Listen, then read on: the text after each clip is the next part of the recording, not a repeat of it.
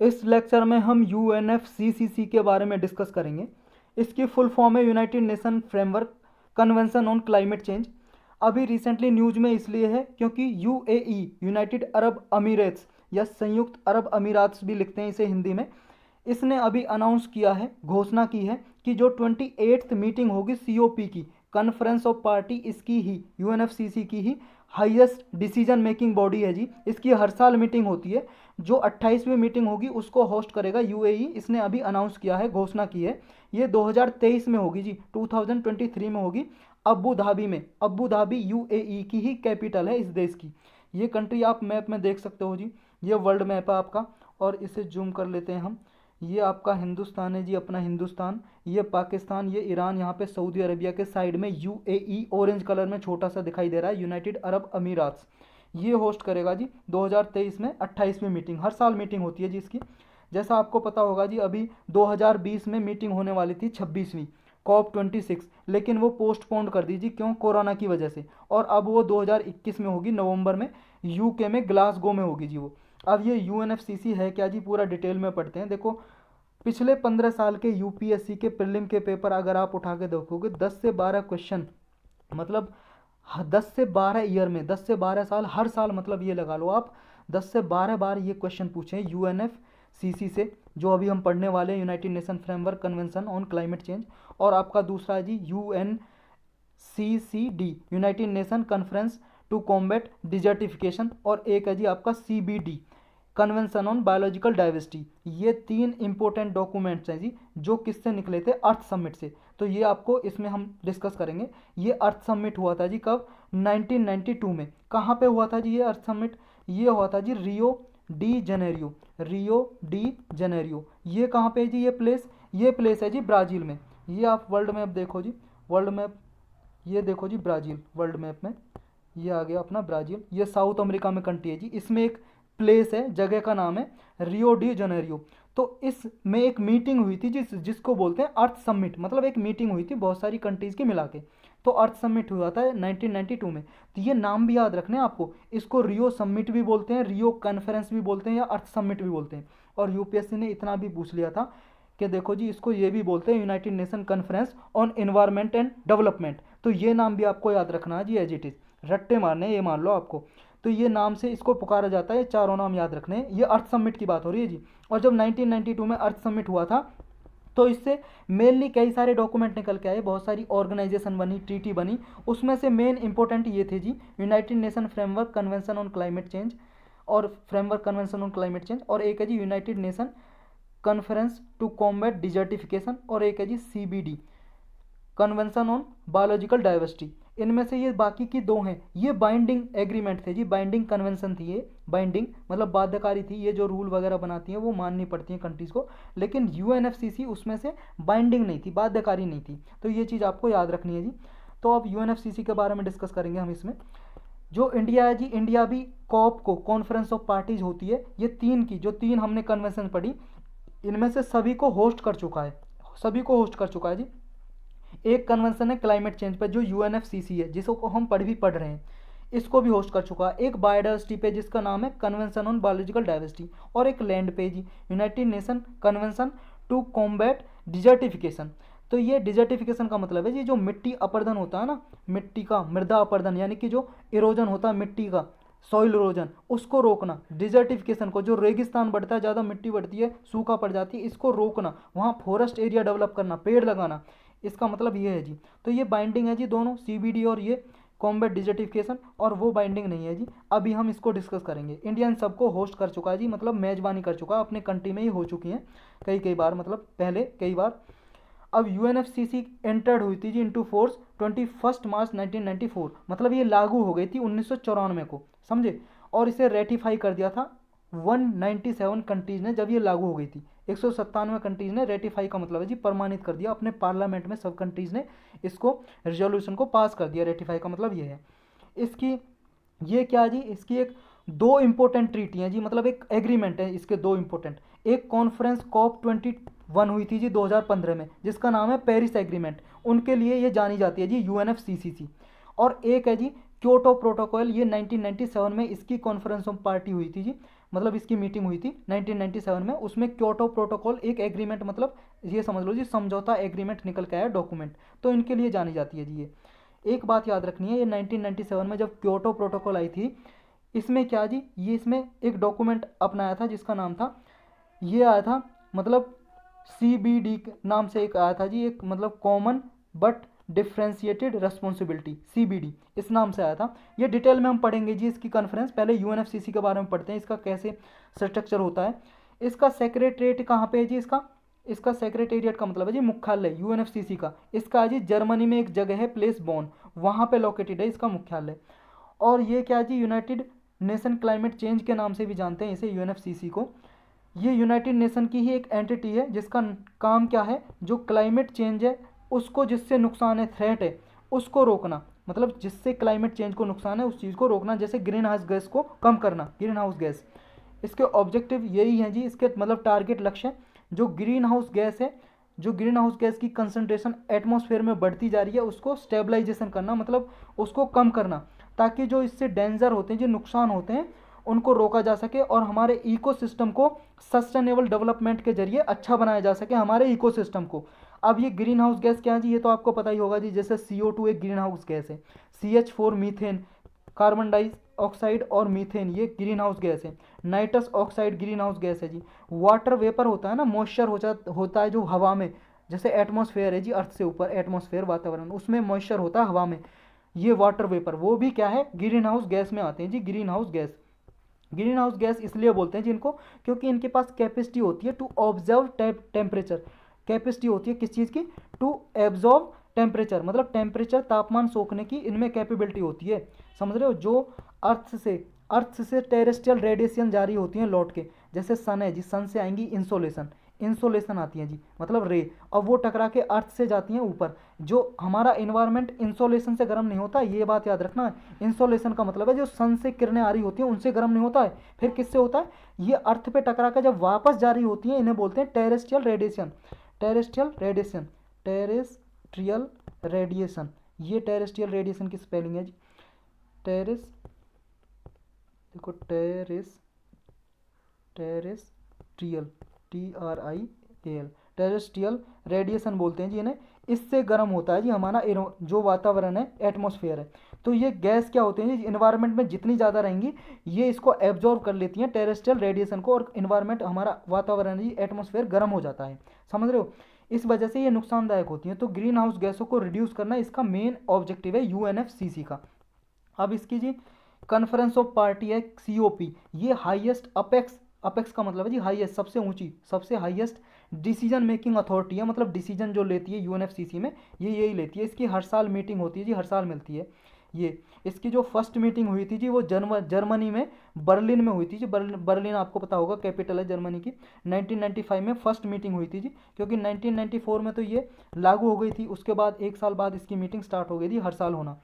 और देखो जी, अगर कोई कंट्री अनाउंस नहीं करता है ना कि जब जो इसके सदस्य देश हैं UNFCCC के, अगर वो अनाउंस नहीं करता है कि हम होस्ट करेंगे अगली मीटिंग, अगला सेशन होगा, अगर वो ऐसा अनाउंस नहीं करता कोई भी कंट्री, तो फिर इसकी मीटिंग बॉन में होती है जी, जहाँ पे हेडक्वार्टर है इसका UNFCCC का, समझ गए।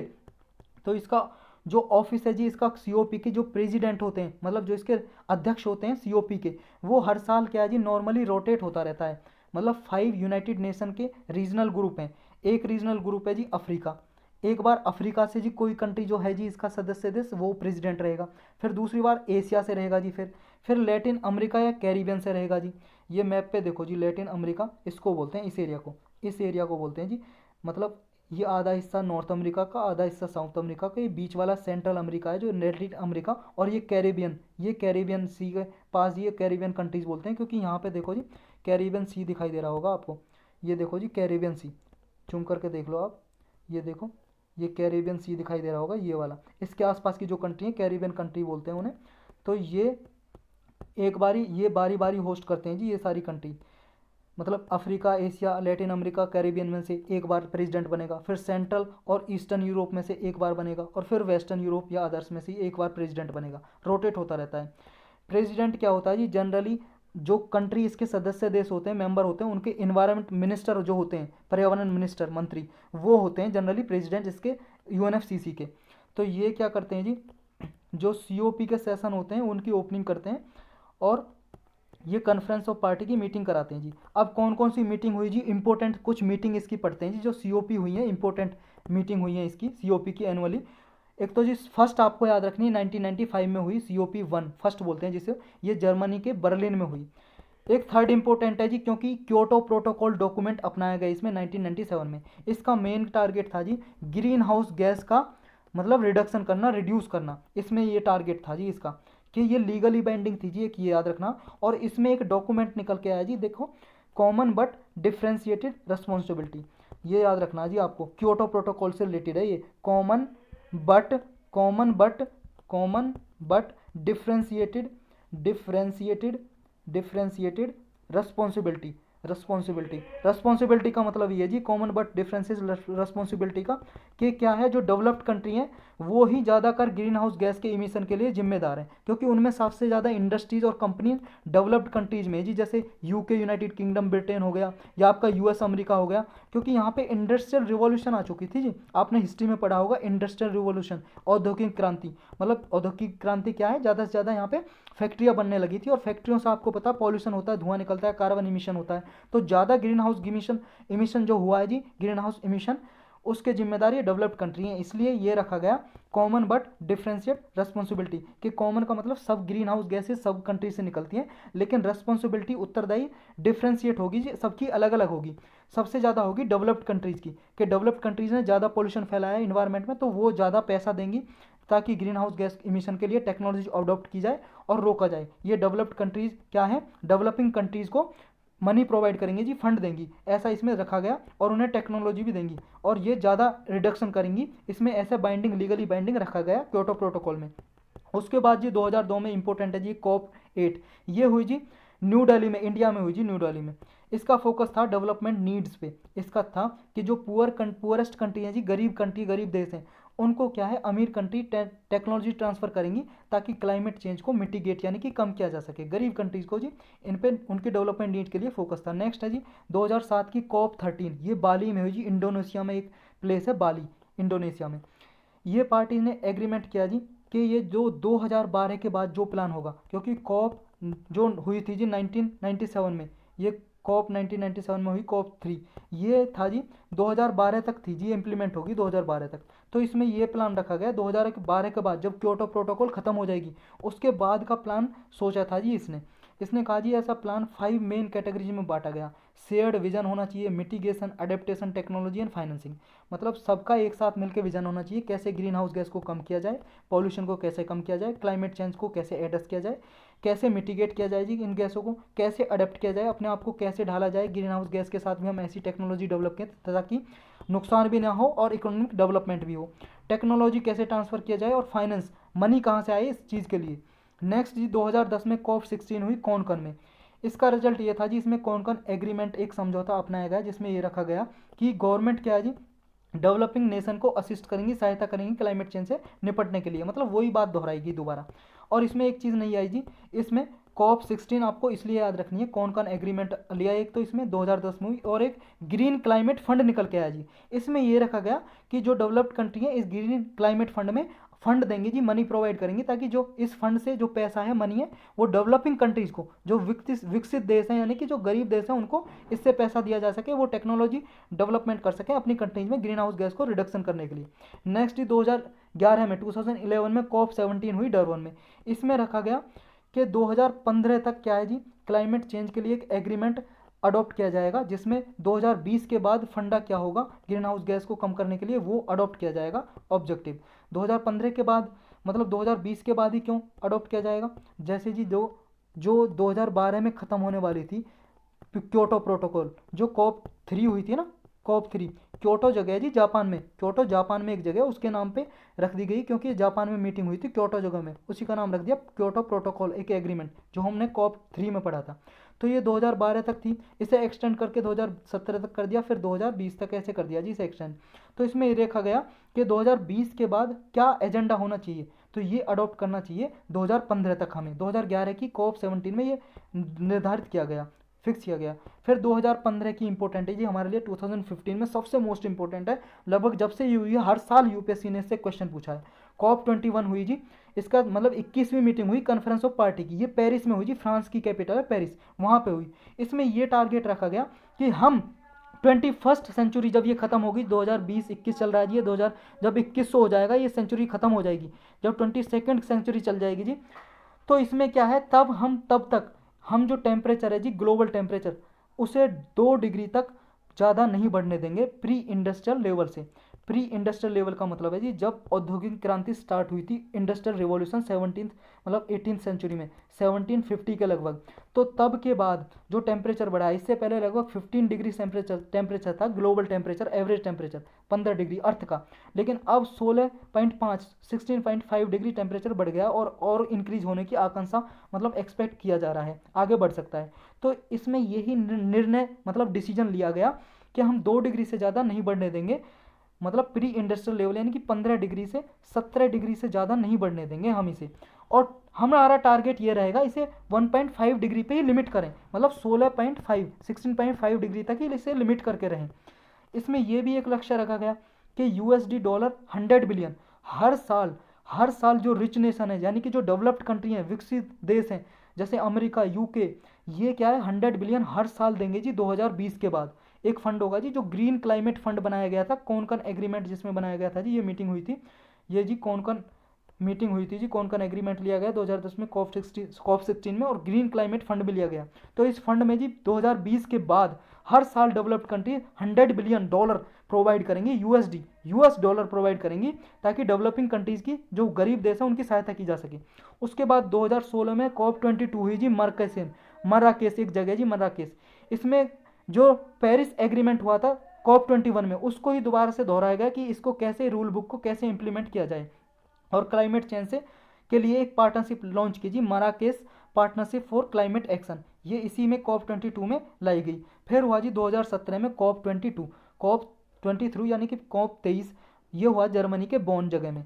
इस कंट्री में जी यही दोहराया गया कि जो 2020 के बाद जो एजेंडा है, एग्रीमेंट है, उसको कैसे इनिशिएट किया जाए, और पेरिस जो डील हुई है उसको इम्प्लीमेंट कैसे किया जाए। क्योंकि इसके बाद क्या है जी, डोनाल्ड ट्रंप ने भी, आपको पता ही होगा जी, 2018 के लगभग 2019-18 में विदड्रॉ करने का प्लान बना लिया था कि पेरिस एग्रीमेंट से हम विदड्रॉ करेंगे, क्योंकि हमें डेवलप्ड कंट्रीज़ को इसमें पैसा देना पड़ता है, मनी देनी पड़ती है, इसलिए।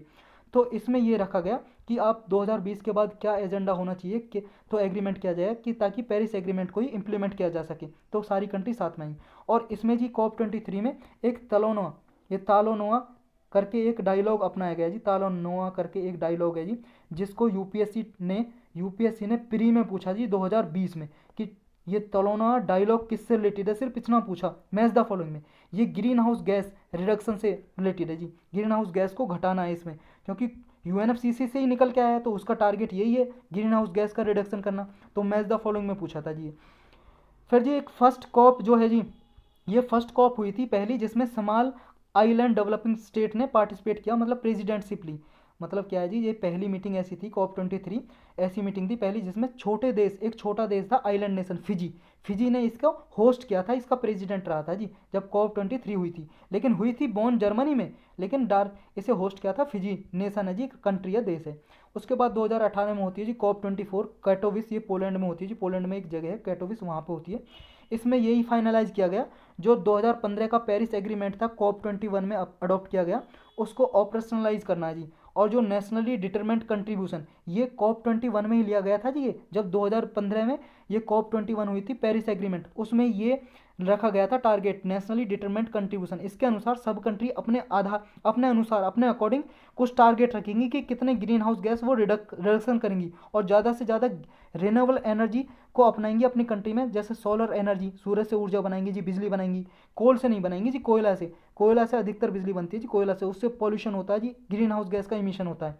तो इसमें यही रखा गया था कि सारी कंट्री नेशनली डिटरमेंट कंट्रीब्यूशन अपने अपने हिसाब से अपना अपना कंट्रीब्यूशन करेंगी, योगदान देंगी ग्रीन हाउस गैस को ख़त्म करने में, और रिन्यूएबल एनर्जी को अडॉप्ट करेंगी। तो ये इसको भी COP24 में दोबारा से मतलब ये रखा गया, फोकस किया गया इस पर कि इसको दोबारा से इस पर फोकस दिया गया कि ताकि नेशनली डिटरमेंट कंट्रीब्यूशन को अप्लाई किया जा सके और इसको इम्प्लीमेंट किया जा सके, लागू किया जा सके, जो 2015 में पेरिस एग्रीमेंट में अडॉप्ट किया गया था। इसके बाद 2019 में 2019 में COP25 हुई जी मैड्रिड स्पेन में स्पेन की कैपिटल है जी मैड्रिड, वहाँ पे हुई है।